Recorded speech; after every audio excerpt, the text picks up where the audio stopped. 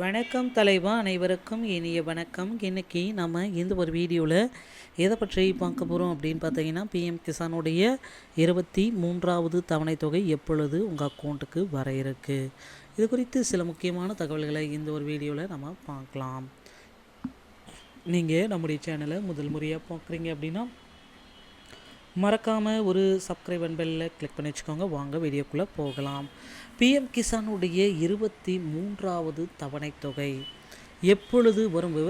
அனைத்து விவசாயிகளும் காத்து கொண்டிருக்கிறாங்க. இந்த நேரத்தில் சில முக்கியமான அப்டேட்டுகள் நமக்கு கிடைக்கப்பட்டிருக்கு. இதன் அடிப்படையில் இந்த தொகை எப்பொழுது உங்கள் அக்கௌண்ட்டுக்கு வர இருக்குது, இவற்றை பற்றின ஒரு முழுமையான தகவலை தான் பார்க்குறோம். 23வது தவணை எப்பொழுது கிடைக்கும் என்ற தகவல்கள் கிடைக்கிறது. முழு பட்டியலை தான் நம்ம பார்க்கலாம். நாடு முழுவதும் உள்ள நலிந்த விவசாயிகளுக்கு உதவுவதற்காக மத்திய அரசு பிரதமர் மோடி அவர்கள் பாரத பிரதமர் அவருடைய பிரதான் மந்திரி கிசான் சம்மன் நிதி யோஜனா திட்டத்தை செயல்படுத்தி வராருங்க. அந்த திட்டத்தின் கீழே சில முக்கியமானது என்ன நடந்துகிட்ருக்கு அப்படின்னு பார்த்தீங்கன்னா, விவசாயிகளுக்கு ஆண்டுதோறும் ரூபாய் 6000 நிதி உதவி வழங்கப்பட்டு வருகிறது.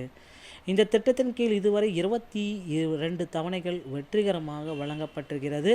22வது தவணை மார்ச் 13ஆம் தேதி, அதாவது கடந்த மாதம் மார்ச் 13ஆம் தேதி அவங்க அக்கௌண்ட்டில் வந்திருக்கு. 22வது தவணை தொகையை நீங்கள் பெறலை அப்படின்னா உங்களுக்கு பார்த்தீங்க அப்படின்னா 22வது தவணை தொகையும் 23வது தவணை தொகையும் சேர்ந்து ஒரே நேரத்தில் உங்கள் அக்கௌண்ட்டுக்கு வரவு வைக்க போகிறாங்க. ஆனால் நீங்கள் சில விதிமுறைகள் அனைத்துமே பின்பற்ற வேண்டியதாக இருக்கும். ஸோ அது என்னன்றது எல்லாமே இப்பொழுது நான் உங்களுக்காகவே சொல்ல போகிறேன்.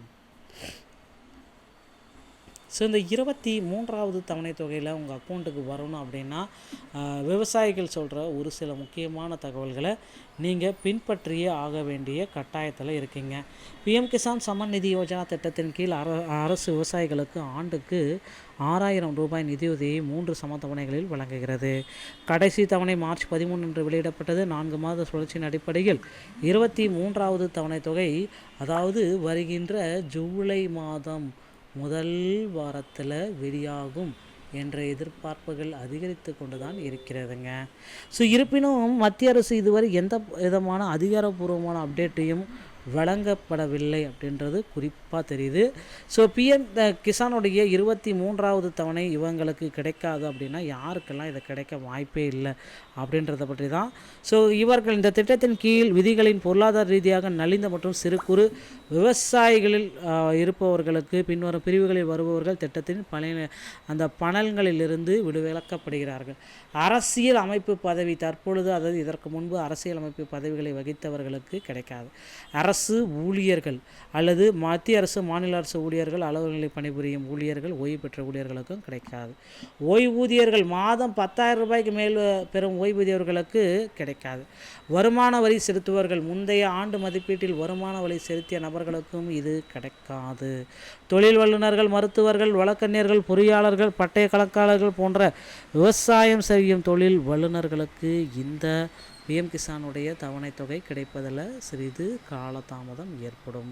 ஸோ கண்டிப்பாக பிஎம் கிசானுடைய தவணை தொகையை பெறணும் அப்படின்னா ஃபார்மர்ஸ் இந்த pmkisan.gov.in இணையதளத்தில் போயிட்டு ஃபார்மர்ஸ் ஐடியில் கிளிக் பண்ணிவிட்டு ஸோ உங்களுடைய போர்ட்டலில் செக் பண்ணிக்கோங்க. ஏதாவது பெண்டிங்கில் இருக்குது, பெண்டிங் ஸ்டேட்டஸ் பெண்டிங் அப்படின்னா அது உடனடியாக மொபைல் நம்பர் ஆதாருடன் இணைத்து அக்கௌண்ட் நம்பர் ஐஎஃப்சி கோடு அனைத்துமே ரெடியாக இருக்கிற மாதிரி பார்த்துக்கோங்க. இது ரொம்ப ரொம்ப முக்கியமான விஷயம்.